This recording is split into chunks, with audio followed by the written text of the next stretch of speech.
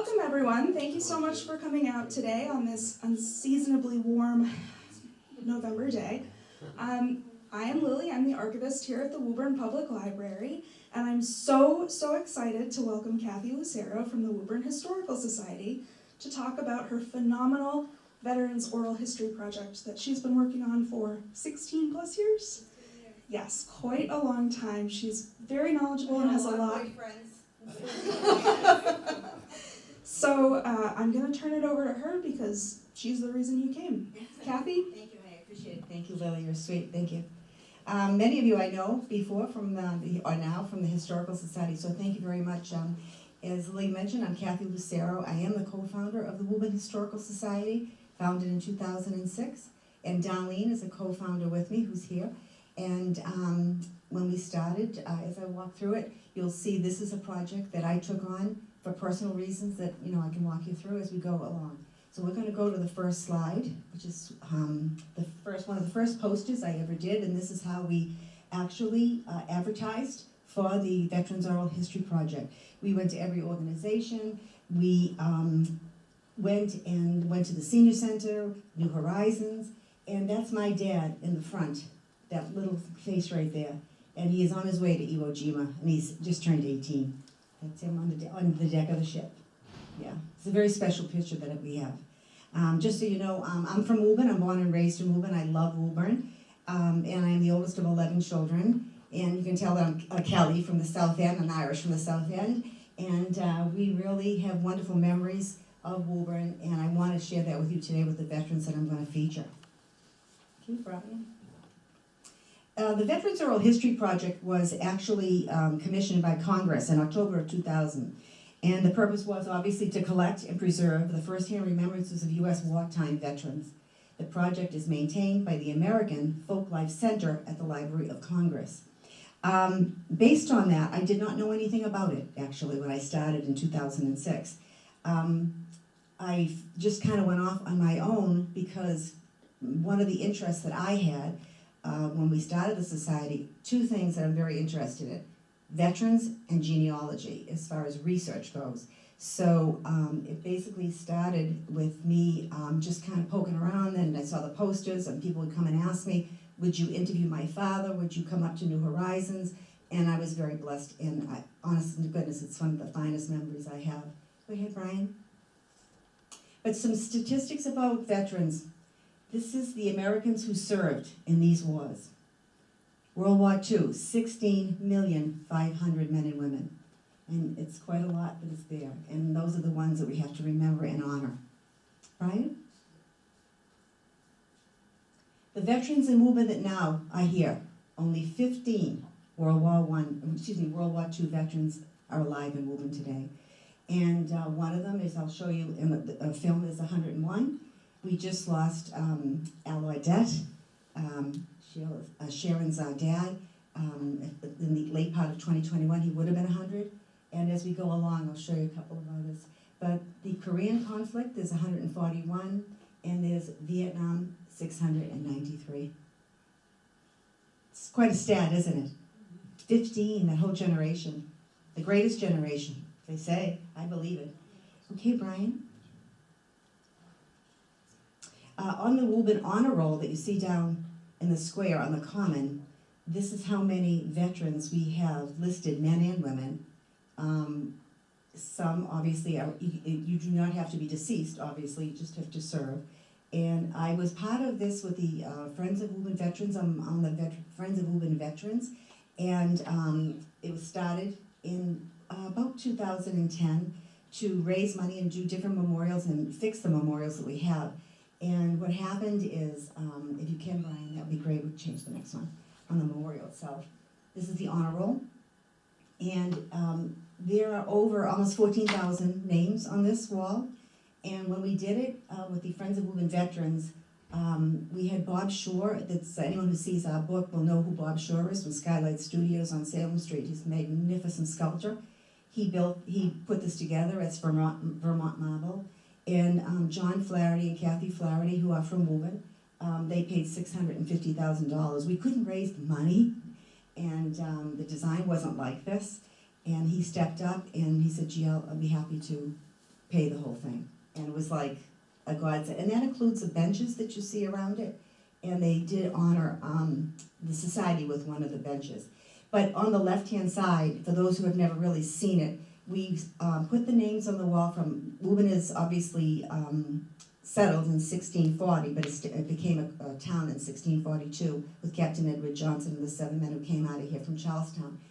It starts with them, the early militias, and then it goes all the way to Afghanistan and Iraq. And obviously anything that the Veterans Agent feels has to go on.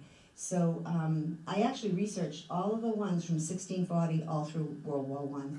So it was really a wonderful experience, and that's why, to me, they're very personal from that perspective.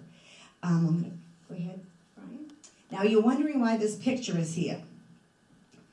This is a very special picture. Actually, when I took this to the New England Genealogical Society in Boston, you know, you take your pictures and they date your pictures by your clothes and what have you. You know, there's like 300 people in the room, and they put it up on the screen, and they go, oh, and I'm in the front row because I'm so proud. This is, you know. And so, and my friend was with me from the society, and they go, oh my God, are those children alive? I was insulted, but, you know, I rose above it. And look at the woman. She has a black eye.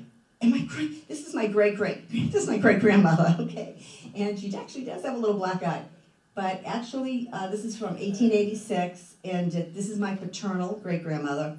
And her name was Susan Gillen O'Rourke. And I'm very pleased I have a picture, and I've just found who she was. But it's the twins.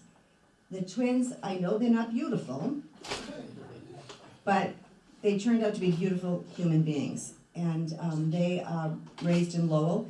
But it's because of these twins that I got interested personally into military history. Right? This is them. And this Jimmy O'Rourke and Tommy O'Rourke. And they grew up in Lowell, you know, in the mills of Lowell. Very tough life. And they lived on the acre in Lowell, anybody who knows anything about Lowell. And it was a tough life. And their mother, they were one of 7 children. And their mother and father, the mother died, that you saw the picture before, died in childbirth with a boy. So they really were left alone under 10 years old, all these kids. And an aunt took care of them. So they really went to work at 10, 11, 12 years old in the mills of Lowell, which is a hard life. They went into the National Guard of Rhode Island. They must have been down there for the work. And in 1910. And then when the World War I came around, they both enlisted again. And Tommy O'Rourke was in from 1910. He really never came out, but Jimmy came out. He was fighting Pancho Villa down in Fort Bliss in Texas. And unfortunately, he passed away in 1918 because of the flu epidemic that hit the military bases. The military was hit the hardest with the Spanish flu. And then this is Jimmy O'Rourke, and he would go on into the field artillery at the Meuse-Argonne, done the toughest battles in World War I. And he was wounded. I knew him. He was a sweetheart. And he never married. And we grew up with him as a kid. And it was his letters to his sister, who's my grandmother, that made me realize, who are these people? And what did they go through? And who are they in their military history and their personal history? So I'm going to move on, Brian. They turned out pretty good, don't you think? They weren't the cutest. But. This is my maternal side, and all of us obviously have relatives that you can relate to that have been in the military or knew someone. And it's that little connection of a picture or a letter that will get you into doing your genealogy and obviously interviewing a veteran. This is my grandmother, on my mother's side, my mother's mother. And Mary Ferrulo Field is my uncle who was killed in World War II. Those are her 4 sons that all served. And actually, my Uncle Louis Ferrulo, who was the recreation for 50 years here in town. And that's Jackie with the white frame, and that's Danny of the battle. He was in the Battle of Belch, and he was lost at the Battle of Belch, but they did find him wounded. And that was my Uncle Louis that was in the Philippines. Brian? This is my Uncle Jackie. The Ferrulo Field is named after in 1961. And Jackie was a class of 1940. He was captain of the baseball team. He was a heck of a baseball player. And he was an aerial gunner. And he was shot down over Sardinia, Italy. And he's buried because the captain got out, the co-captain got out, but what happened was the 3 in the back of the plane, where the gunner and the navigator, they could not get out, and so when it landed, it crashed, they could tell from their dog tags who they were, but they had to be buried in the cemetery, National Cemetery in Missouri, because they came from different parts of the country. So I've never been there to see his grave, but that's Jackie Ferrulo. We're going to start now. As I told you, that's my background, why I was interested. So when we started the society in 2006 at the First Congregational Church, this is in March, and that's the group that came, and we did a PowerPoint presentation then, and you can see John McElhenney's in the back, Joe Crowley, all these guys that came and stayed with us. Sue Holland's here, Darlene's there, I'm here. So it's wonderful to see still a lot of people with Bill. There you are. Do you see yourself there? Yeah, I just spotted you there. Yeah. And this is what we decided to do. Everybody takes a piece and try to develop and grow the historical society.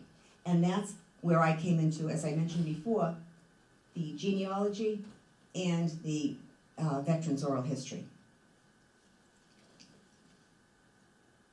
This is my very first interview. And I got it, did not know Herbie.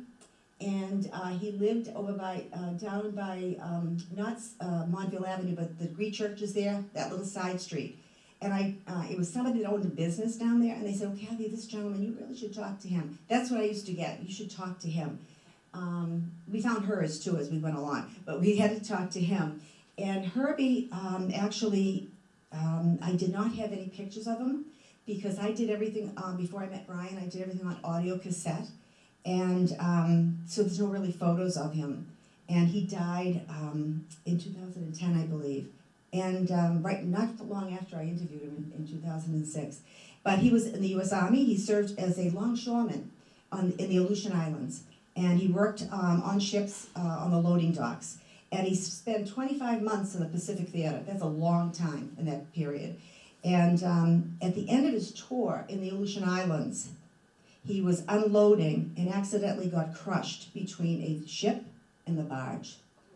And when I met him, he did obviously have brain damage, and it was very hard to interview him, especially with the wife in the room, because honestly, to do an interview with any veteran, and then even I very politely will say, it's just between the veteran and myself.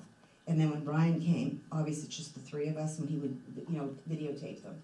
So it was very difficult because you could see here in the she's answering for him, and it's kind of hard, but he did a great job, and I was very, very happy to meet him. And he had a wonderful family. And after he came back from the war, obviously he had a lot of issues, and his sister and his brother-in-law took care of him, and he did obviously marry and eventually have a wonderful family. So he's my very first.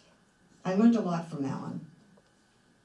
This is the very first film that we did. And this is in the American Legion Judge, the Campbell Post 101 on Lexington Street. And this is in 2007. I looked pretty good then. It's 16 years ago. But anyway, these gentlemen here, you're going to hear from two of them in their interviews. And I would like to say who they were because they're very special to me. Very special. Bottom. Oh, I should use my new tool, huh? I just have to go like that? I did. Oh, wait, I got it. Okay, this is John LuPone, Mike McGann, Bob Johnston, Peter Espessi, and himself, and me. Without Brian, we would never have any of these on video, so. My hair was a lot darker. Yeah. Trying. Look at it. I think I weigh about 20 pounds lighter, too. Yeah, no, not you, me. Not you. Me. Not you. That's your problem. I got my own. Anyway, this here is at the American Legion. And Brian, I have to tell you, the way we hooked up is Brian's brother. No, you know what I'm saying. Work-wise. Well, that's what, we have to step back. His brother-in-law, right? Yes. Chris was right. He did the floors with Jack Duffy, who did the refinished floors in Woburn. If you knew Jack, he was a firefighter. He was a great guy. And that was Brian's father-in-law. And he comes in to do my floors at the house, and he saw all these films. He said, oh, the films from the high school, when they were getting rid of them, the sports films, they were going to throw them out. We said, no, we can't do that. And anyway, that's how I met Brian. He says, my son-in-law. And that was 2007. He's never looked back since. So he's been wonderful. But John LuPone. John LuPone was a very, they're all special, but some have suffered more than others, really. And John LuPone, he died in 2010, a few years, 3 years after I interviewed him. He is in the Army, airborne. He was a POW in the war, and he was with the 101st Airborne, and he's a battlefield medic. He was a battlefield medic, and he parachuted into the Rhineland, and he missed his zone, the target zone, and the Germans got him right away. Next thing when he landed, and then he looked up, he said the machine gun was in his face, but he was captured, and he was held for almost a year and a half. And this was the day before D-Day. So it was like June 5th, 1944. And he suffered tremendously because he was hurt. And he's a little guy that you can see. He was a little smaller than that when I actually, when he was in the military. And his was an audio interview also, so I don't have him on video. But we did a film on him, and he's in this film, the very first one that we did. Mike McGann, I'll tell you about him later, and Bob Johnston, and Peter Espesi. He's a great guy down from Lake Avenue, and he died in 2017. He was in the Army Air Corps, and he did many missions in the air missions in the European theater, and he's also wounded and Purple Heart recipient. This here is another family member. This is my father on the left, the one you saw on the poster. And that's my Uncle Muggsy, and he was in the 5th Marine Division on Guadalcanal, and my dad was in the 4th Marine Division, as you can see by his insignia. And he was on Saipan, Tinian, and Iwo Jima, 18 years old.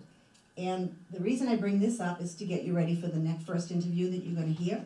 I was speaking at the Senior Center, and there was a wonderful audience, and of course, mostly World War II people. And I told them about my dad, and why I'm asking for people to come forward. And I spotted in the back this gentleman, and he had the red 4th Marine Division hat on. I said, oh, isn't that wild? So I didn't get a chance to talk to him, but he sought me out, and he was in the same division, same day as my father, landing on Iwo Jima on that first day. Did not know him, but the chances of that, it was like, because my father died at 57, so I never got to get his oral history. So I really am quite pleased that, I really connected very strongly with the next gentleman that you're going to see. Bob Johnston, that was the gentleman that was the first film that we did, 4th Marine Division. 1942 to 1946, he served. And he was in 4 battles. He was on, I don't know if I'm saying it correctly, Kwajalein Island, all the Mariana Islands in that area, Saipan, Tinian, and Iwo Jima. And he is a recipient of 2 Bronze Stars and a recipient of 2 Purple Hearts. And we're going to hear his story right now. The first night we were in there, and just rats. Yeah. And I don't even like mice. And These must have been big rats. these were big. And I would say there had to be 12 or 15 in that hole with me.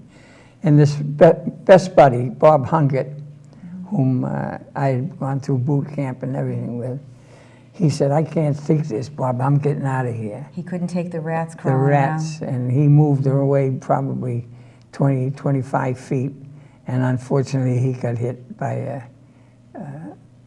piece of shrapnel and died the very first night. He did. Now, Bob, did you have a chance to retrieve him back into your foxhole, or did you have to leave him there? No, he got hit pretty badly, and of course, when it was all over, I had talked to his parents, and I told them what had happened, how he was killed, and There wasn't much left of him, Bob? no, there wasn't. And I hope that doesn't get out to his parents, because I simply told them he got hit with a piece of shrapnel, and but as the truth be known, all we found was arms and legs and Right. his dog tags. That's so difficult, Bob. I don't even know how you regroup. And, you know, because the Japanese came out at night also, That's right. and they pulled in their dead and wounded, but also they would attack, and they had a lot of That's snipers. right. That's right. Yeah, they didn't stop at night, and in the morning. Then, of course, we started to really make Right. progress up. That story of Bob Hungett, his mother told me about 15 years later that they had brought his body back to the Punch Bowl Cemetery Oh, is that in where- Honolulu. And that's where he's buried. And I did go to You went the visit. cemetery. My wife and I did about 10 years ago, I guess. Hear from him again. The Battle of Saipan that he's talking about, this was Saipan with the rats. And the reason for the rats is the sugarcane plantations before the war. So the rats were everywhere, you know, all looking for food, whatever, and everything was, you know, a mess as you can imagine. But the Battle of Saipan is actually referred to by many as the Pacific D-Day. This is when the big push towards Japan happened, and these Marines and Army were on the front lines on these first battles of this campaign, which is Saipan was the first one. There were 10,000 wounded American soldiers, and 3,500 were killed. And the Japanese lost 24,000 killed in action, 5,000 suicides, and there were 7,000 Japanese citizens that committed suicide on Saipan. And I cannot show you the whole video because we don't have time, but you know, they obviously witnessed the jumping off the cliffs that you may have not heard of before. Very emotional for him. And he's a great interview. Go on. Next we're going to do... The 4th Marine Division were only supposed to be on Iwo 3 days because we were kind of beat. So it was the 3rd, 4th, and 5th Marines that were going to go on Iwo. And they told us that, you know, it isn't a big island and it won't be bad. So the 4th Division, just get us established up front and then you fellows will get off. That's what they told us. But as it turns out, and everybody knows, 36 days later. 36 days later. And so we were pretty beat up to go ashore anyway, but we did, and we landed on one side of the island. The 5th landed on the other side. They had different beaches, correct? Beaches, yes. So were you at Blue Beach? The 4th was at Blue and Yellow? Yeah, blue. I wasn't blue. You were blue? And the 5th Marines, they were going to come in and take Mount Suribachi. Right, which is the highest Whi- point. Yeah, right? which they did. And the 3rd and 4th, we started up the island. Right. But then the 5th wasn't going to have a tough time on Suribachi, they thought. And then they would squeeze the 4th Division off. But as it turned out, we lost so many people. And they lost so many people, the 4th, the 5th, and 3rd. The 5th Marines are the ones that raised the flag. And that was February 23rd. That's just right. a few days later. Yeah. And that's like one of the most memorable images of World War II. Yes. Is the raising. Yes. Most of them didn't survive. Well, that's right. That's right. And You see when he's thinking, you know, he relives a little bit. He does it very calmly, actually, but he did a great job. The reason the Marines landed on Iwo Jima was to secure the 3 airfields, to capture them, because they were only 750 miles from the island of Japan. So they're moving forward to Japan, and the Japanese threw it whatever they could at them on Iwo. And these Marines did not get the air support that they should have gotten, actually, as you'll see when you come to Okinawa, another battle that we'll talk about. So go ahead, Brian. We're going to do one more with him. in my particular instance, we were the first wave to go ashore. Oh, you were? And so as soon as we got on, it wasn't any problem. We probably got 40 or 50 feet in, and nothing happened. And then the second wave came in, you know, only 200 yards behind us. And now they had us all focused in, and they had the other guys that were just coming in, and that's when all hell broke loose, and they really, that's where we lost a lot of people. Right there The on the first shore, day, on the yeah, first. we did. I think I had read that they lost, the Marine Corps lost 2,000 men in the first 2 days. That's right. So 2,000 men are dead on Yeah. that. That's not counting the Black ones that are wounded. That's right. You can't do That was killed in action, That's 2,000 right. men. That's right. That's unbelievable. Yeah. That has to be the carnage around that, Bob, is, I don't even know how you function. Well, It just becomes a matter of just survival. that's right. Yourself individually, too, listen, or- let's get these guys and end this thing. And it took a lot longer than everybody It sure thought. did. He did a great job too, because they gave him a field commission as a first lieutenant, which is kind of unheard of in battle. And he would be in charge of getting the bodies off the island onto the ships, even though the Japanese were attacking. The Japanese on Iwo were heavily fortified in the bunkers. There were hundreds of bunkers. And, you know, I believe, is there one more? I don't know. Well, I thought there was one more clip on him. But they had to go in and, I'm sorry? Okay, thank you. They had to go in and, you know, blow up these caves and what have you. So it really was quite an experience for him. And there were 26,000 casualties, U.S. casualties on Iwo. 7,000 were killed in action. And the Japanese had 21,000 soldiers. They lost 19,000 out of their 21. Tom Hanks interviewed Bob Johnston when he did Ben Brothers, that film in Boston. He came to Boston.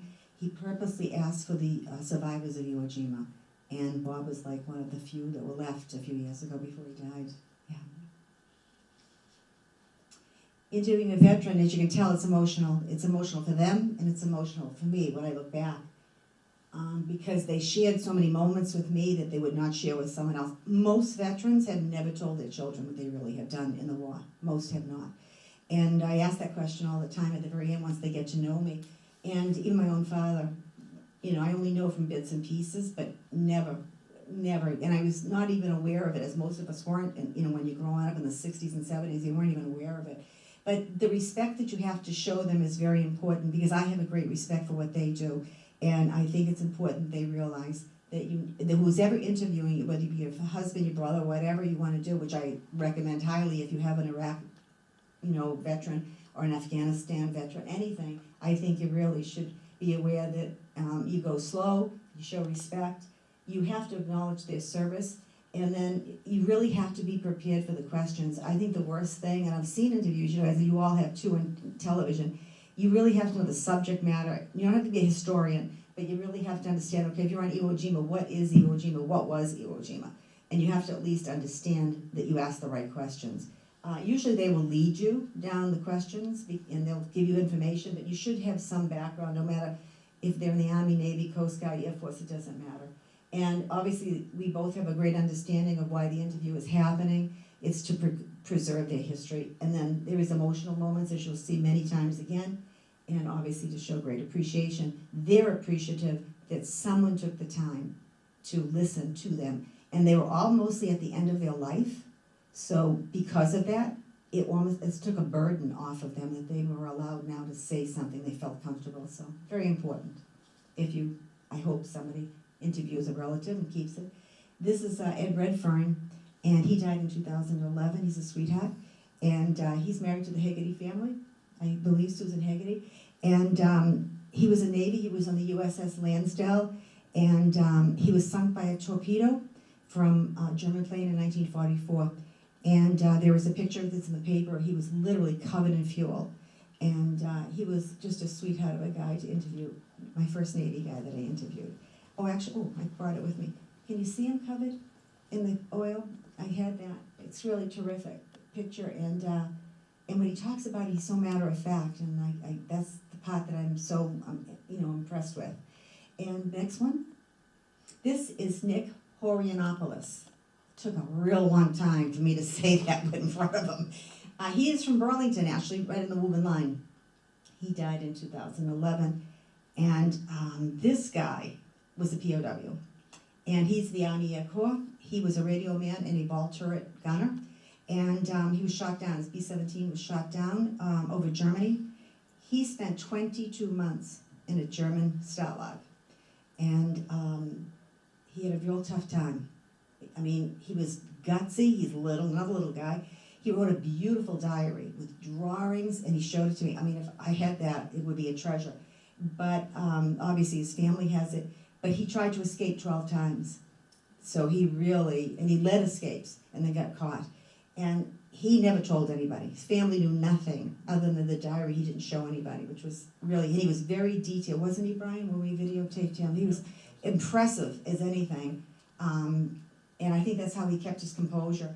But he was, when he saw the film, he kind of broke down, and this is the picture that you're seeing here. And I was a mess, too.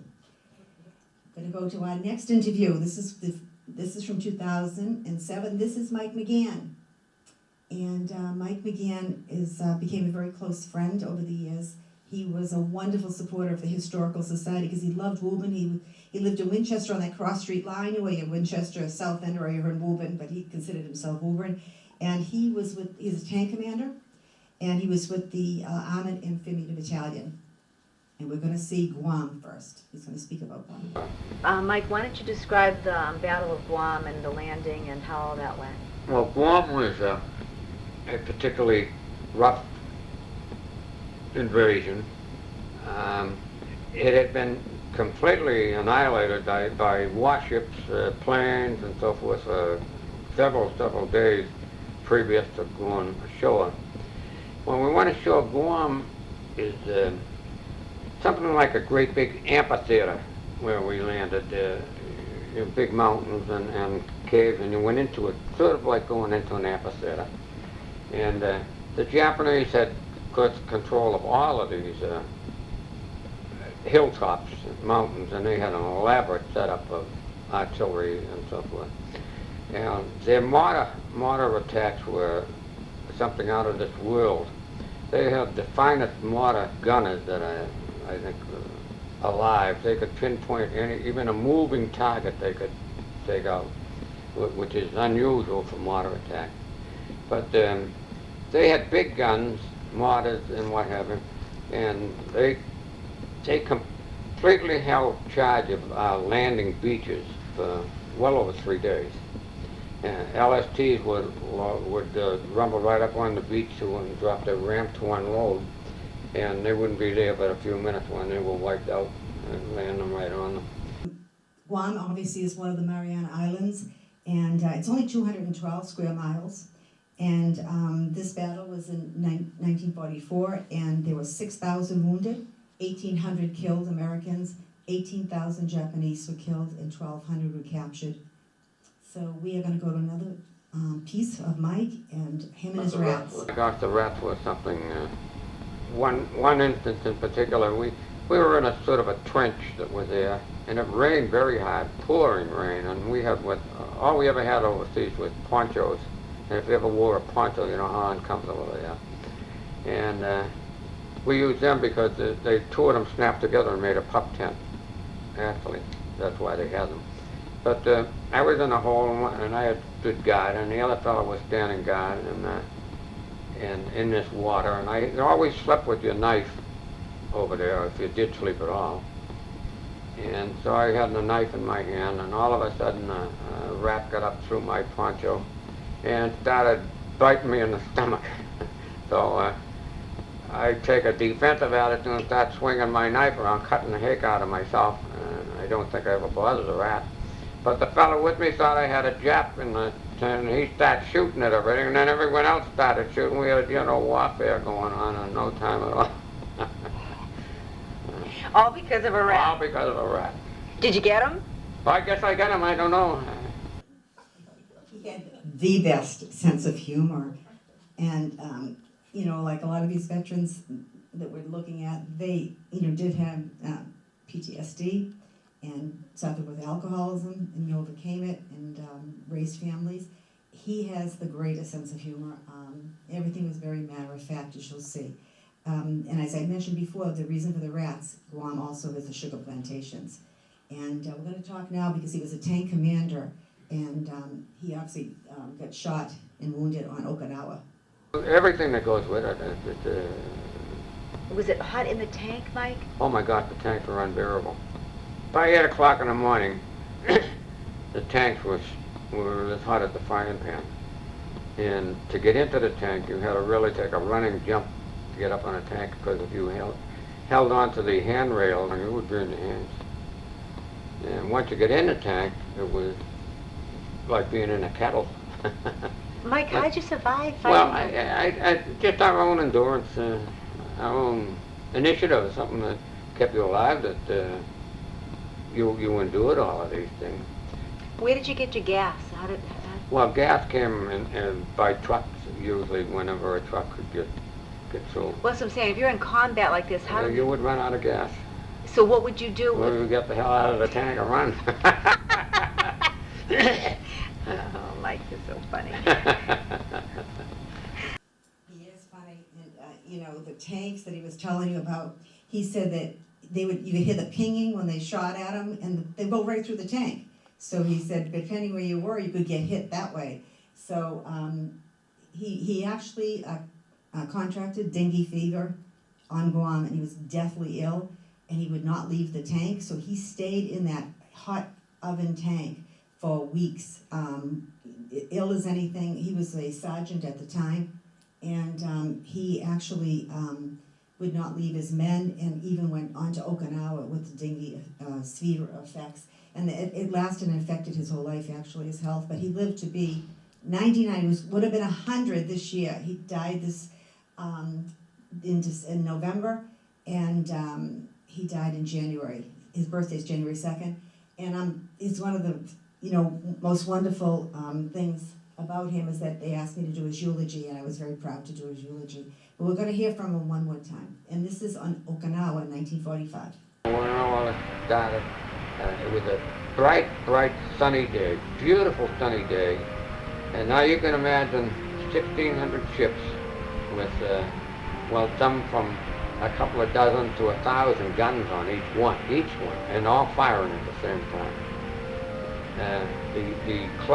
The atmosphere from the sun, you could see the sun, but it was completely black, just like midnight. You could not see the sun with the amount of flak and hammer that was going up at these things, and yet these planes came through. And the planes would come through. That's when the kamikaze attack were, and firing on every ship that was in there. They sunk a couple of battleships and destroyers and what have you that day. What happened here in Okinawa is that Mike he's handsome, they look so handsome. He got wounded, and they got hit with a shell, and the only two in the tank survived, and he was one of them. And the follow-up to the story on Okinawa is that, obviously once they could get him to the shore, to the edge of the island to get evacuated to a hospital ship, they have him on a gurney, and the boat, they take him out to the big USS Hope or something, I don't know which hospital ship it was. So they are putting him and another guy. They're in a gurney, and they're pulling him up. You know how high these ships are. Kamikazes come in, they drop him. They have to take cover, and they just dropped him right in the ocean. Now he was wounded pretty bad, and so was the other gentleman. And I said, "What did you do when they dropped you in the water?" He says, "Well, we just try to stay afloat until someone could come get us out of there." But imagine you're wounded, and he got wounded very, very bad in his back and his legs. And, to think I survived Okinawa, and I'm going to drown out here because they dropped me.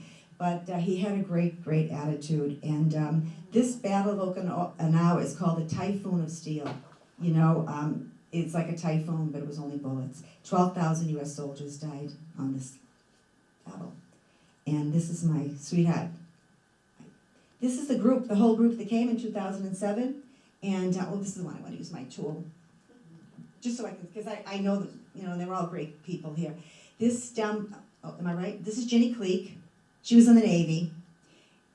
And actually she was married twice. I don't know if the family knows that, but anyway, she was married twice. She was a sweetheart. Anyway, I think it was Arlington, Cambridge, wherever she came from, and she was so cute and a lovely lady. And she was telling me, and she was in the Navy, and I said, "Why did you join the Navy in the war? During the war, and you're married?" Because she went in 1943. And she goes, "Oh yeah," she said, "I was working." And all my husband wanted to do was raise those carrier pigeons on the roof. So I walked by and saw the U.S. Navy, join the Navy. So I went in and I joined the Navy. She says, she was so funny. And so she comes, I said, what did your husband say? I just said, I'm joining the Navy. I got to go tomorrow. I'll see you later. But she did end up, serving. She really was quite a smart lady. She served in, I hope his family member's not around to know that, but she served through the war in 1946. She came out and she actually, with the GI Bill, got a pilot's license. And the instructor at Hanscom was Woody Clique, and that is her second husband. And they were married 60 years, so she was a wonderful story. This here is Mel Lieberman. I don't know if people know Mel. Oh, is that your dad? Yeah, I know who Lenore is. Right here. And husband and wife. And I interviewed him at Melissa's house. Melissa on our board, because I don't know why, because most of these veterans I go to their home, because it's in their own environment. But Bob Johnston I did at my home, but most of these, 90% of them I did at their place because it makes them comfortable. Mel was a medic, and he was in the European theater, and he's Jewish, and he actually helped in the concentration camps of evacuating the concentration camps. It was very painful for him. Extremely painful. But he had a great attitude, and he belonged, whether people realize or not, we had a Hebrew Center on Green Street, and that became part of Burlington. And Lenore, who never opened her mouth to say anything, because Mel, you know your father, right? But she did serve in the Army, is that correct? Yeah. Yeah. It was the Army Air Corps, right. And over here, this here is John LuPone, and this is Perry Pollins. That's not his real name because he's Jewish and he changed his name when he came here. And Perry actually wrote a book, and he's a Marine, a radio man, and he had really some very tough times. And he died shortly after I did this interview. This is Joe Callahan, and Joe Callahan was in the Army as sergeant, and I became very close to him. His daughter and I went to school together since first grade, and I'll talk about him as we go through, and this is Ski Dulong down Hon Pond, taught everybody how to swim. And this is Tom Pecora, and he's still alive, he's 101. Stitch Etheridge. This is Peter Spessy. This is Jim McGurl and Bob, and this is Tony Petty.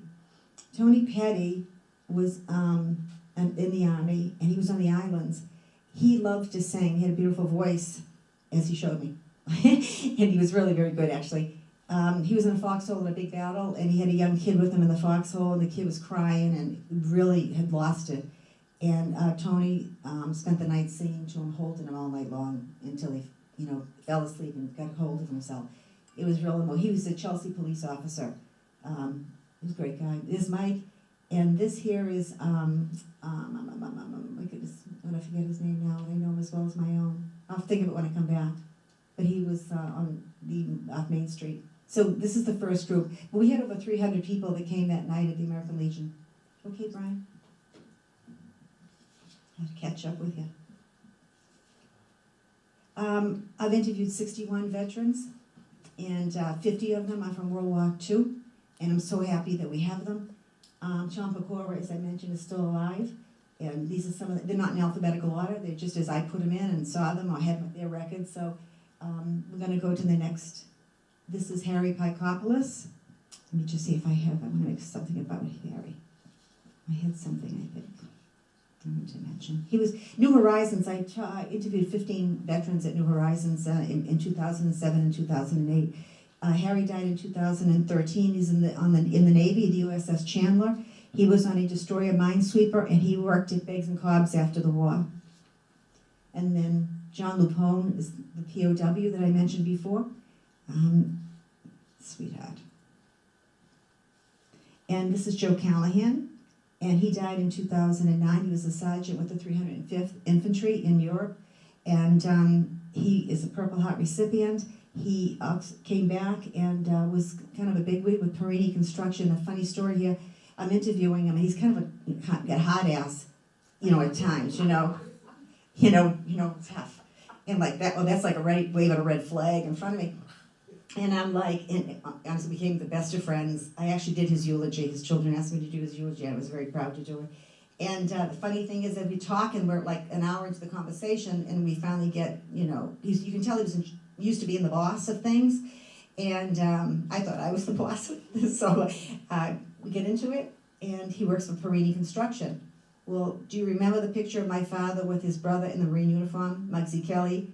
Muggsy Kelly and him built the Callahan Tunnel. He did not know that I was a Kelly.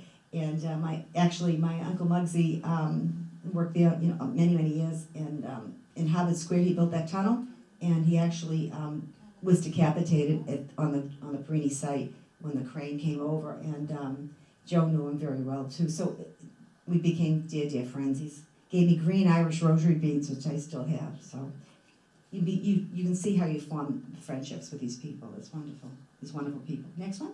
Some more right here.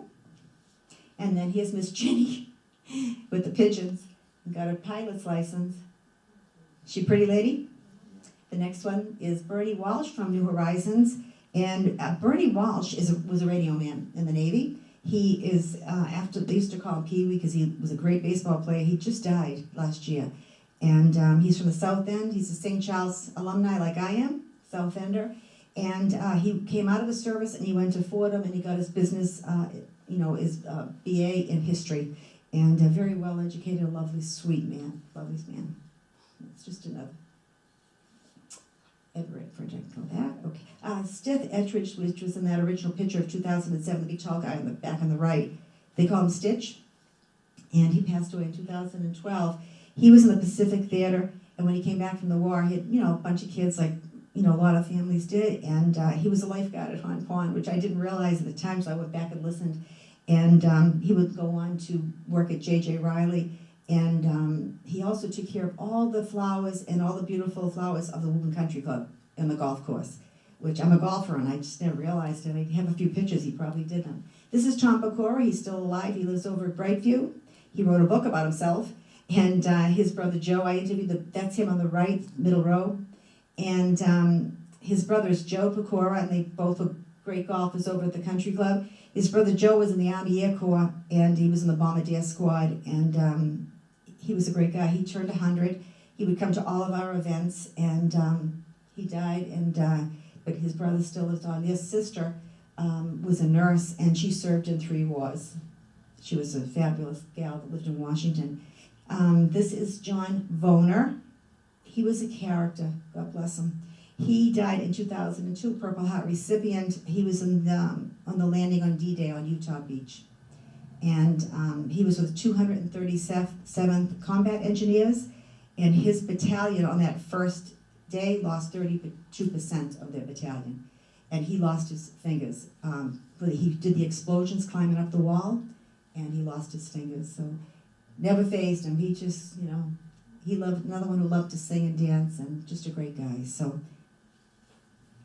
and these are some others that we did interview.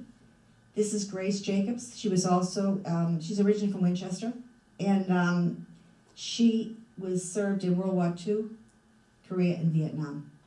And she's single, she's a nurse. She got a commission as a commander in 1943 and never looked back. She served 25 years in the Navy, and she was quite a character. She fell asleep on me, though. Yeah, she did. Well, she was, at that time, she was 99. But I mean, she, and I'm like by myself in her apartment at New Horizons, and I'm like, do I shake her?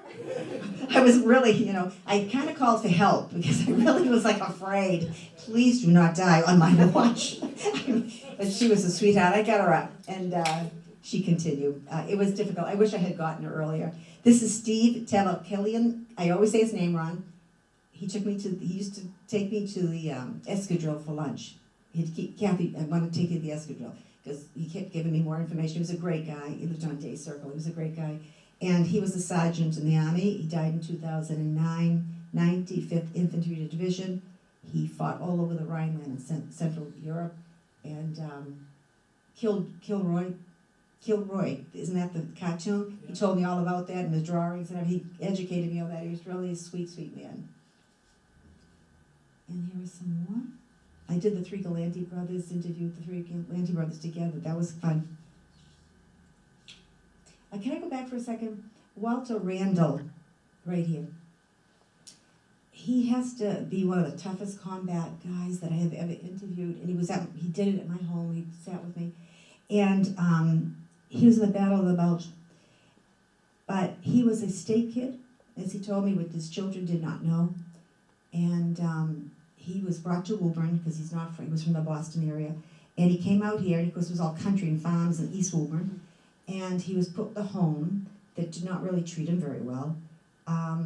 And like, for example, he gave me an example that the siblings of the woman that he was with, you know, they would always give him a nice fresh apple every day. They would not give him one. And to me, that's cruel, you know, I mean, that's really cruel. But it didn't bother him. You know what he did? He formed a gang.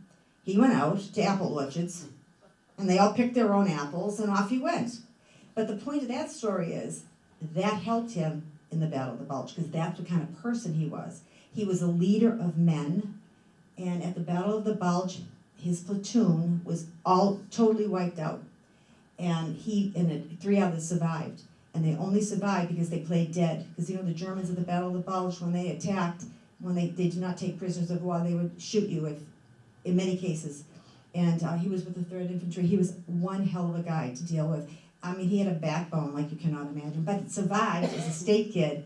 So something within him, you know, so every veteran has something different within him, and that's the glory of it. We're going to go up next. This is Jim Pavio, great woodcarver. And this gentleman died in 2014. He lived at New Horizons. He was an office amphibian craft LCD in the LSTs. And he was in the Pacific Theater through the whole war. Graduate of Dartmouth, graduate of Columbia University, one smart guy. Very meticulous to talk to. Everything was in its place. You know, I could never have him at my house. So we went to his house, but anyway. And this is the group from New Horizons when they came to see one of our films on all of the veterans that we did. When John Wayne Stanley's on the left here, he was also in World War II, Korea and Vietnam. And Jim's in the back, and this is Bernie, and that's Grace right there. Okay, Brian?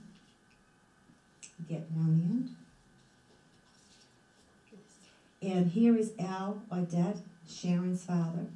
And he was a great guy, a wonderful friend of the Historical Society. He gave us a lot of his memorabilia to keep and we put on display. And he just died in 2021. And he was 99 years old. Sharp as a tack, I think, Sharon, myself, I think he was very sharp. Oh, I'm sorry. Oh, let me chew. Right here. Right there. Sorry about that.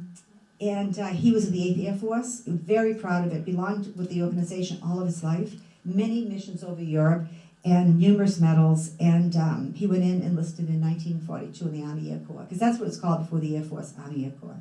I just don't know. That's my husband down at the bottom, Leopoldo. Okay, going to go on to Korea. These, 2010, was this, Brian, 2010? Yeah. And Bob Cannon, for those who know Bob Cannon, Freddie Brown, Angie Piazza, and Angie just passed. And Bob and Fred grew up together. And Fred had dementia, a little form of dementia when I did this interview. I did the 3 of them together at Bob's house. But Angie did not know them.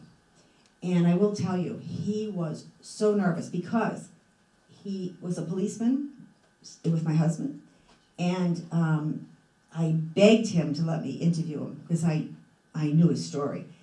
No, I can't deal with it. No, okay. Finally, his wife talked him into it, and one day, and I said, well, you're going to come with these other 2 Korean War veterans. Oh, I don't know them right now. Oh, don't worry about it. And obviously, it turned out to be a great relationship. And when he finished his interview, he said, Kathy, you took a burden off my shoulders that I've been carrying for many, many years. So I'm so happy that I told my story. And that's what you're going to hear in a few minutes. Okay, Brian? This is Korea. Conflict. Never really settled. It's called the Forgotten War. Started in June 25th, 1950. A few days after I was born. And it was a complete surprise, the start of this war. First war with helicopters and jets, F-80s. And also, it's the first war since the Revolutionary War, the United States military was integrated, because it was never integrated until the Korean War. We have black soldiers, Native American soldiers, Asian soldiers that fought in World War I, that fought in other wars, the Civil War. But no, this is the first time that it was integrated. And I'm going to flip right over. I did want to say, we're going to start with Angie, but there were over 103,000 soldiers wounded in the Korean War. The 1st Marines Division, he's in the 1st Marines Division, suffered the largest number of wounds, 25,000 plus. He's obviously a recipient of the Purple Heart. The 2nd Infantry suffered, the 2nd Army Infantry suffered the largest, killed 7,000. And the U.S. is missing from the Korean War 8,100 veterans and captured 7,100. Many of these veterans were World War II veterans that re-entered. And actually, when we did our Killed in Action banners that you saw downtown in the last couple of years, one of them was an old-timer, and Carlson, and he was a re-entry from World War II. This is Angie Piazza, and I think you're going to hear, he was a point man in the 1st Marine Division, and I think you're going to hear his segment right here. Like they have today. Angie, how many times did you go out on the point, do you think, in the time in the Almost service? every night. Oh, it's hard to tell. I was out. I was crazy. I was crazy. I was a. Did you volunteer for this? Yes, I used to Yeah, volunteer for. I think you have to volunteer. Like I say, after a while, you didn't care, and. But you were still scared. Oh, every night. Anybody that says that they weren't scared, something is wrong with you. I was scared, but to go back a little bit way back. In my folks' day, my mother didn't want me to go in the Marine Corps because I had 4 brothers in World War II, and my idol brother was in the Marine Corps, and I wanted to be a Marine because I was so proud of him, and I was a little I loved my mother and father so much that I wanted to die as a hero. Very powerful statement to make, that he never told anybody that before, and we're going to go on to the next part, and go ahead. On a hand-to-hand combat or a close range fighting. And this one particular time that hurt me is we hit this hill, I think it was 114 or 139. We hit so many hills, I don't remember which one it was. And my fire team that went up, we did our job on our section there. And we come back in a rest area. And this other sergeant that I didn't particularly like at one time, I went back there and I says, how's everything going? Everybody back? And he says, we lost one guy. I says, well, where is he? Where's his body? And he said, we didn't find him. I said, you're going to be kidding me. I said, how come you didn't bring him back? He said, we couldn't find him. I said, oh, Jesus. I said, we got to go back and get him. And I had to push. Excuse me. I couldn't find him. We went back and no one went. And I couldn't find him. I saved a lot of lives, I couldn't save his life. And that hurt. 60 years later, I still feel it.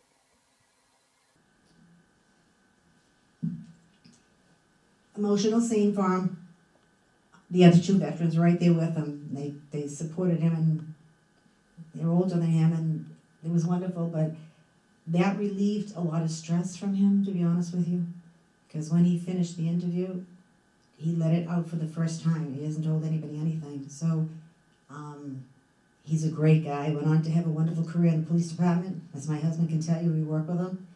He's the salt of the earth, and his 2 sons are policemen now. And it is a very emotional interview, and I'm very proud that I have it for his family. Oh yes, they just, Larry Giuseppe, before he left as veterans agent, on the Salem Street Bridge, when you cross over, the bridge was always rickety, named after Angie Piazza. So notice it next time you go by. This is the great guy that was named for. And this is the whole group of them, a bunch of them, right here. I see Billy Mulrennan in the back, and He worked at the Jelly. Bill, you know Billy Mel Rennan, everybody did. And there's a whole bunch of great guys. I don't know a lot of these guys because I didn't get the opportunity to interview all of them. Joe Negri is another Korean War veteran. There's a bunch, and they're just great people to be around. So I'm very proud. And here is the next group, and this obviously is Vietnam. Very emotional on all three. Actually, I interviewed 5 veterans here, and these 3 were together because they had to go to the media center together. That's Larry Giuseppe, Frankie Hobner. Frankie and Larry and I went since 1st grade together at St. Charles. And Tom Quigley was a state trooper. They're all Marines. And it's not that I favor Marines, honestly it isn't. It's just that these clips were easy for me to pull. But I'm going to let set it up. And I do want to say that Vietnam started, this is Larry, he looks about 12 years old, doesn't he? Vietnam started in 1954 when the French pulled out, or were there and then pulled out, and until the fall of Saigon in 1975. And if you remember, Charles McGann and the other veteran judge from the Middle West were the last 2 to die in Vietnam. And Charlie McMahon is buried at Woodbrook Cemetery. Killed in action 40,934.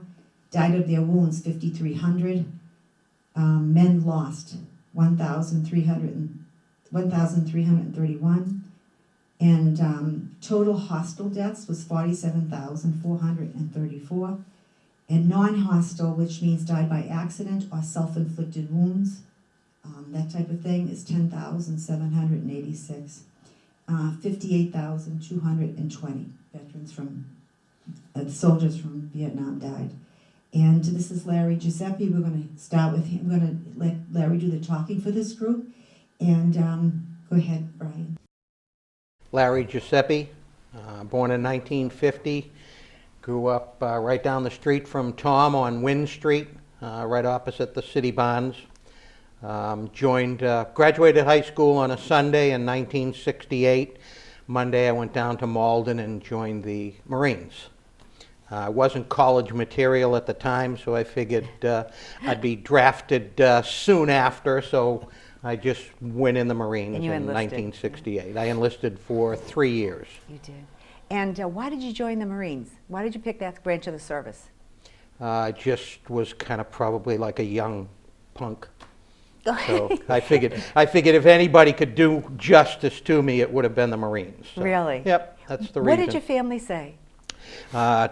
Older and younger sister, parents. My father was a World War II veteran. He didn't As everyone have a problem? knows, back then I was working at Silverman's downtown, and I just didn't have plans to go to college, didn't know what I wanted to do, and figured, oh, what's 3 years? His family went crazy when he enlisted. Go ahead. So, yeah, just a young kid, had never been away from home. Kind of like Frankie said, I joined the Marines and never told anyone. Oh, wow. I told my mother the day before I was leaving, I said, you got to drive me to South Station tomorrow. And she was like, why? And I said, well, I have to get on a train. I'm heading to Paris Island. So I didn't tell anybody. What did they say? Just shock and disbelief. But what could they do at that point? What could they do? I was signed, sealed, and delivered. It's not like you get to say, oh, I think I made a mistake. Let me go. He's a character. And he was a sergeant in Vietnam, and very dedicated to his fellow Marines. Brian, next one. I was a forward observer for artillery, and we would go out in front of the company, usually 3 or 4 of us, and our job was to be maybe a mile, couple of clicks. A click was 1,000 yards. So it would be a couple of clicks in front of the company. It was our job if we saw what we thought was, enemy troops and or enemy compounds, we would call in artillery so that when the company got there, hopefully we had done a good job of getting rid of a lot of the enemy. We took a break, and the second lieutenant, kind of like just fell backwards on the side of a hill. and he set off a booby trap. Really? And I was, I think, 2 people in front of him. And, you know, like Frankie, I just remember, you know, kind of like going up in the air.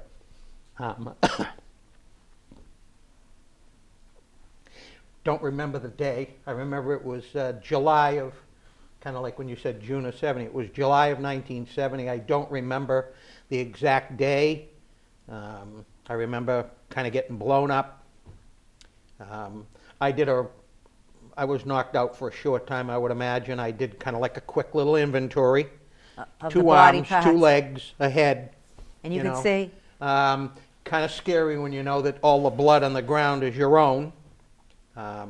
They took me by medevac back towards Da Nang, and I went to a hospital ship that was out in the Gulf? out off the coast of Da Nang. And I don't, for some reason, I think it might have been the USS Hope, but I don't remember exactly. But it was a hospital ship. It was not a Navy vessel or Coast Guard vessel.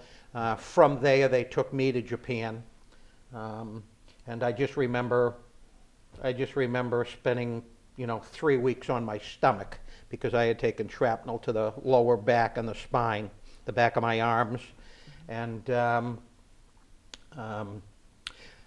I was just in the hospital a few months ago, and like Frankie's story, I had to tell them that they couldn't do an MRI of my neck and shoulders because I still have shrapnel there. In the Marines, there were no medics, so we had a Navy medic assigned to every company. But you know, I spent. what did you think, Larry, when you got conscious? As I said, I was just really happy that I had 2 arms and 2 legs and was still, you know, literally put together. I hadn't, probably had been 2 or 3 weeks, I hadn't walked. I had very limited use of my legs. That's what I was scared of, that, oh my God, I'll never walk again. Well, I ended up walking, and I had a choice to, from the hospital, I had a choice to go back to Okinawa, to go back to Vietnam, or go home. And I choose to go back to Vietnam just because I still had time left to do in country, and I thought it was, you know, more important that I get back to my unit to help my fellow Marines than it was to kind of like leave them and go home. That bond, is that strong for you to go back? Oh, absolutely. Why is that, Larry? Your life depended on his life depended on you. Very powerful. And next one that you're going to see is Tony Santilli. We just showed his video, 24. It's a half-hour film, but we showed a 24-minute version of it to the assembly at the Woburn High School on Thursday, about 300 kids. And Tony's a great guy. He passed away actually in 2016 from the effects of Agent Orange. He got ALS, and he's a great guy. He was not as lucky as Larry. He was an only child, married. He was a married man over there, and all he wanted to do was be a policeman when he came home. Brian? By yourself? I was out there around 5 or 6 hours because the battle was so heavy they just couldn't get to me. I had one of our sergeants that was in our unit, young black sergeant from New York, I believe it was from. He stood up to come out to get me, and he got shot in the shoulder, I believe it was. And he went into shock and he died. I mean, he had 19 years and 6 months into the Marine Corps. He was getting ready to retire. And he gave up his life to save me, trying to come out and get me. I mean, yeah, and when I heard about it, I mean, I felt terrible. He died trying to save me. I mean, I lived trying to save those guys, but they died. So it's, yeah, you live with that for a long time. I'm going to go right on to his next segment. Yeah, I continued my sense of humor because when I was in the hospital, I was at the Philadelphia Naval Hospital. It was like a 1,600 bed facility. And everybody, not everybody, but a lot of the guys were joking and laughing and having fun. And I'm thinking, wow. And of course the thought was, you know, how the hell can you have fun? You just lost your leg. Well, now I'm just thinking, what about that poor bugger who was laying beside me? he was dead. He was going home to his family in a box. Tony suffered terribly from PTSD afterwards, alcohol, and they got him into the VA in Jamaica Plain. A friend of his that worked at the State House, and you know, he wasn't handling it too well, and he was going to lose his job. And he finally said to the gentleman, his friend said to him, "Listen, you got to smarten up, or you're not going to make it." And he did. And he got himself, someone got him to ski. And he started the skiing program for paraplegic veterans. And actually the Celtics, he's a hero among us for the Boston Celtics. They honored him. He was a great guy. And he had a lot of other tragedy. They live in Woburn. Originally they're from Somerville. He was raised in Somerville, but his kids were born here in Woburn. And it was like just a couple of years before I did this interview, he had a son that when he woke up one morning, he was dead in bed. He was only in his 20s, took a heart attack. And so they've had a lot of tragedy. You sometimes wonder why some have more than others, but he had great courage, great guy. And he worked for the VA hospital. He did a great job. I'm going to go to the next one. That is the last interview that you have, but we just very quickly, I would like to show you two films that we could not interview them because it's time gone by, and one of them, this is my favorite period, is World War I for some reason. I actually was on the state commission for World War I when we had the 100th centennial of World War I in 2017. I was very pleased. I was with all these majors and generals and everything, but I learned a lot, and this is a film that we did. World War I had 116,516 died, Americans. 4.7 million Americans served, and we paid tribute to these who could not speak, and this is why we have this film. This is down at Library Field in 1918. These are the men, many of them, you know, great-grandfathers of ours, and they were headed off to France. This is in the trenches, and the First World War, you know, was the first war to use the tank, and this is also when they first used mustard gas. So many people, like John McElhenney's grandfather, came back with effects from mustard gas, was blind, and John says the story, I'm sure Shirley can verify, that he used to read the Woburn Times to his grandfather all the time because he couldn't read, and that's what John's love of history came. So see, it's all personal, all about an experience. And there are 13 World War I memorials in Woburn, and John McElhenney is going to tell you where they are.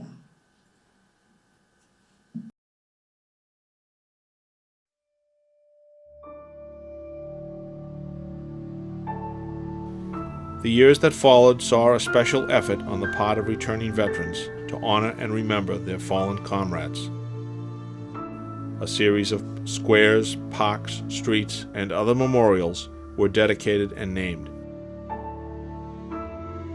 In all, some 13 or so such memorial squares or remembrances were dedicated.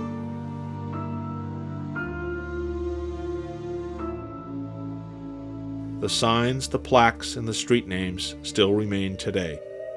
We ride by them in our daily travels, perhaps not even noticing, or perhaps reading the name with a casual glance, but never knowing the story behind the name, or indeed the person who lived that story. Let us pay notice anew, for now we know.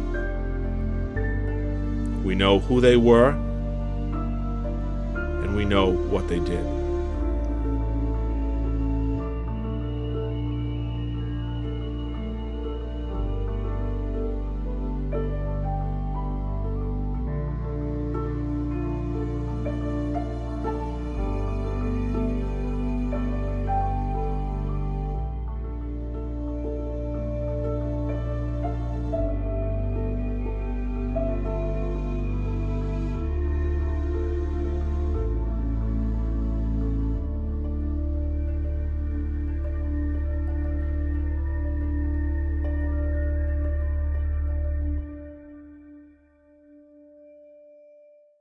He did a great job. We did many films together.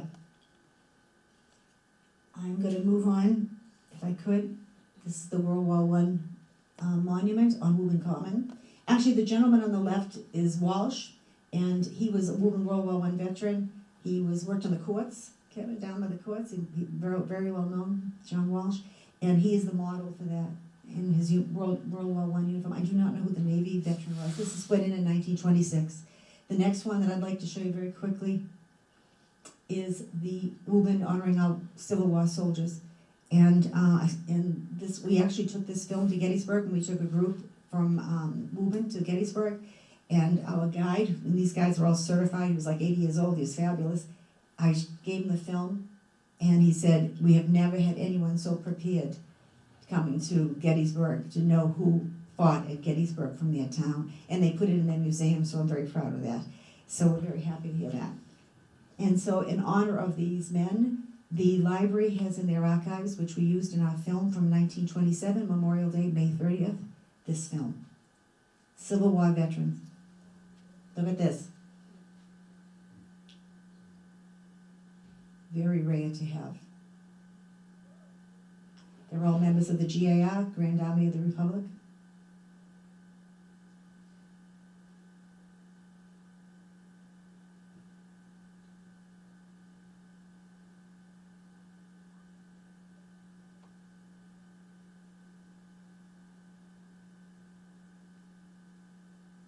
They were at the memorial for the Civil War, put it, you know, that you see downtown, that was put in 1869 after the Civil War. 50,000 people came out to see that statue put in on Woburn Common.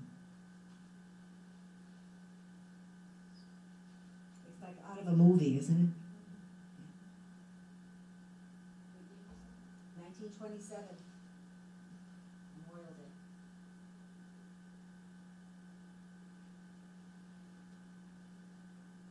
The stories they could tell you, huh? It wouldn't be stories though. This is the Darwin Monument. Very special piece.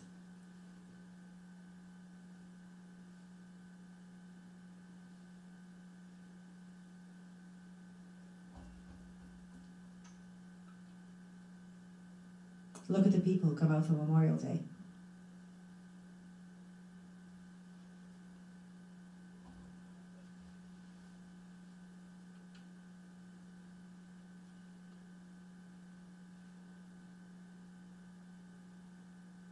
At the high school, as you notice. Very special piece. We're very pleased to have it. And then we're going to close, actually, with this. We actually have one more thing after this. But we would like you to know that with COVID, we had to shut down, you know, for a couple of years because we've been working on this film. And this film, I'd like to tell you who these gentlemen are. Osamu James Inoshima, great man, Dr. Inoshima. Doctor of pharmaceutical, and he was 1942. He was taken from California, his whole family, and put into an internment camp. So the feature of this film will show Jim actually afterwards in 1943 went into the army and the intelligence. He was highly intelligent, and he was relocated with his family in one of the internment camps in Idaho because they were in 4 different states, and. He turned out to be just one great human being. I interviewed him. Brian, we interviewed him at his house when he was almost passed away, but he hung in there for us. And right here is Colonel John Roach, and his daughter's here with us, Caroline. And he died in 2005. He was a Tuskegee Airman. And he's also a U.S. Air Force Colonel. He served from 1945 to 1985. And he was an FAA official after he retired. So we're going to present that story. Carolyn has given us so much. And this one here is a cousin of mine. Second cousin, if you can believe it. He was Major William Bud Uana. And he's a Farulo. His mother is a Farulo. And he grew up in Medford. He went to Tufts University. And he actually joined the military before the war in 1941. And he went in 2 weeks from being a private to being a lieutenant. And he would become the head of the security for the Manhattan Project. He was in charge of the bombing of Hiroshima and Nagasaki. So, very fascinating. He would go on to be with the start of the CIA, and he, I don't want to tell you what happened to him, but that's going to be in our film. We're going to end with Larry Giuseppe's final thoughts. This in a mean or disparaging way, but kind of like unless you were there, you really can't ever understand what it was like. You really can't. Same thing for Korea, same thing for World War II, World War I, OEF, OIF. I just remember when I came home from Vietnam, I had a few months left. I was stationed at Camp Lejeune. I wrote a letter to Northeastern University, explained my situation, had never taken a SAT, you know, wasn't much of a high school student. And they said, love to have you. So the day after I got out of the Marines, I started at Northeastern, and I'm sitting in a classroom, and now I'm 21. Everybody else in the classroom is like 18. I have a wiffle like this, you know, everyone else has long hair. I was just so out of place and so out of my element that I could not adjust. Really? And I think I went to school for about a month and then left. Fortunately, the next September I went back and I, you know, did my 4 years of college. Well, that's a hell of an accomplishment. Yeah, and went off and worked for digital for 20 plus years. Kind of didn't know many, if any, veterans that worked for digital at the time. Did a couple of other jobs during that period, but it really wasn't until I took the job with the city of Woburn that I realized how alike all veterans are, no matter what war they were in. Like I said, when I came back, I went to the VFW, Veterans of Foreign Wars. Oh, that's me. So I walk in the door, and I wasn't even 21. I couldn't buy a beer. If it wasn't for Tommy's father, they called him Fa Quigley, John Costa, and Dapper O'Reilly. Yeah. Those three guys kind of like took me under their wing, and I ended up, I think, a couple of years later being commander up there. But it was them kind of like they were my welcoming home committee. You can see how emotional it is for him. It was very difficult. He didn't want to do it for many years, but I'm so happy that he did, because I think it's a story that has to be told, that of all the Vietnam veterans. As we end, I just want to say, as you can see, Woburn Historical Society is very proud to have interviewed these veterans and is deeply grateful for their service, sacrifices, and of course their patriotism to our country. These interviews will be a reminder to future generations, very important, that these veterans are a national treasure and will always be remembered. And I do want to thank actually the kids at the Media Center, Lauren Coleman, Jennifer Gata, and Kevin Burkett. Thank you guys, and Brian, because Brian pulls all this technical stuff together. And I want to thank Lily and the library. Thank you very, very much for having us. I appreciate it. I hope you enjoyed it and got a full appreciation for some wonderful men and women that lived in Woburn. Thank you.